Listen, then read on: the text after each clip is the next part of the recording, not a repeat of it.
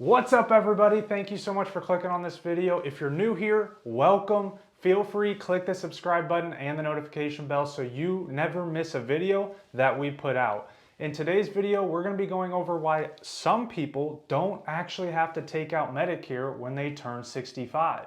Now, I'm sure if you're watching this video, you're nearing retirement or you're at least nearing Medicare eligibility. And so I'm sure you have heard somebody say, hey, you have to take Medicare from this date to this date, or you're going to get hit with all these lifetime penalties and you're going to pay for it forever and you're always going to regret it. I'm here to tell you that that is true for some people, but there are three different types of people that does not apply to.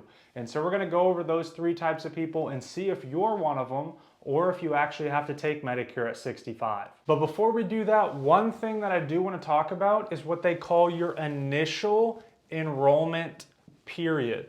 Now, this is that date that I was talking about earlier, where everybody says, hey, you have to enroll in this time or you're going to get penalized.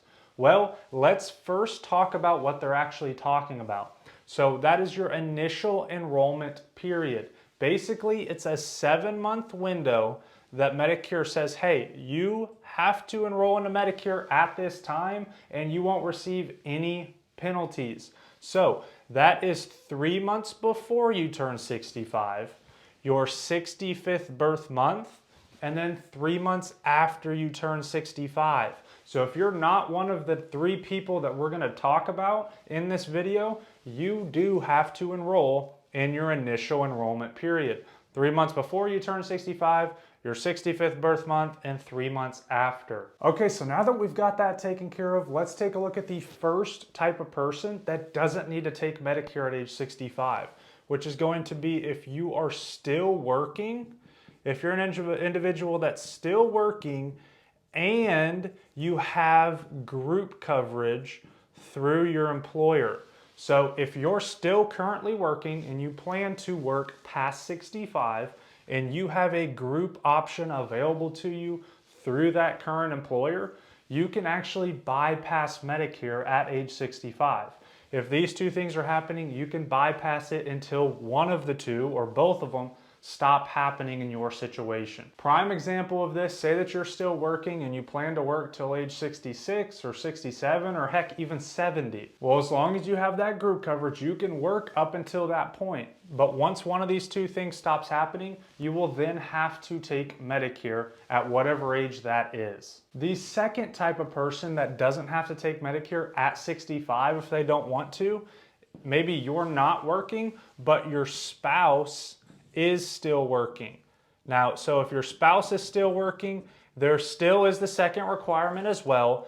You have to have the group coverage through your spouse's employer. So same thing, if your spouse continues to work, maybe they're younger or maybe they're just working later, as long as they're working and you have access and are on that group plan through that current employer, then you can bypass Medicare the same exact way. You do not have to take it at age 65. And the third type of person that doesn't have to take out Medicare at age 65, and a lot of people don't talk about this, but it's someone that has retirement options. So maybe you were a school teacher or you worked for a government job and they have some type of retirement plan available to you for your medical or hospital coverage. You technically do not have to take Medicare at age 65. If that's a type of plan that's going to carry over for the rest of your life, then I would say that's a decent option to look at and see how it compares to Medicare.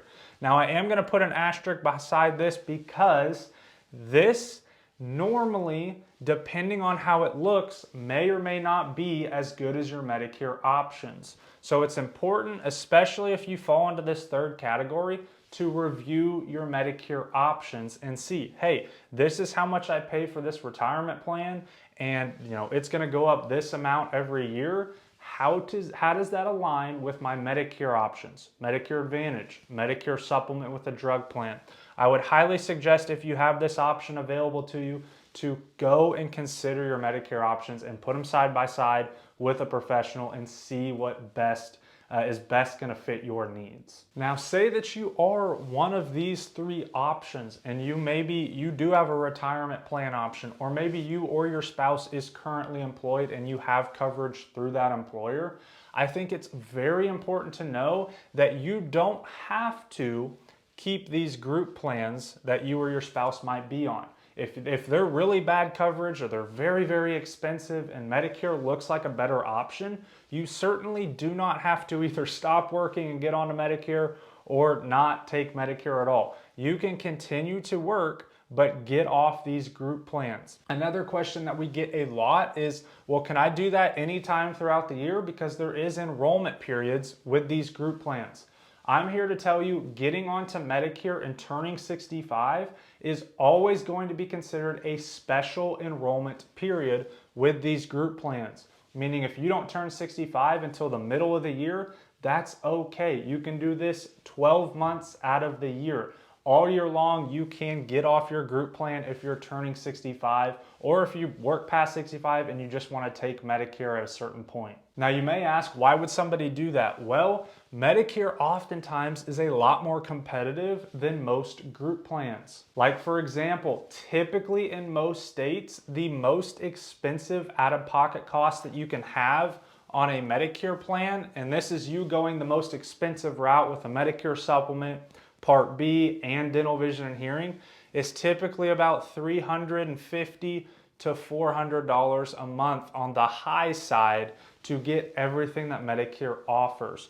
So if you're sitting here and you're paying, double that, Medicare might make more sense because you're going to have unbelievable coverage, and the max it's going to cost you is typically going to be $400 a month, unless you live in a very expensive retirement state. But a word of advice is, I would tell you to always, when you're turning 65 and you have some of these options, always still look at Medicare and see how it compares to your different options. Because like I said before, a lot of times Medicare is going to be more competitive. And if you need help doing that, we do have a link down below in the description where you can book a one-on-one call with me. It's not going to be a high-pressured, sales call or anything like that.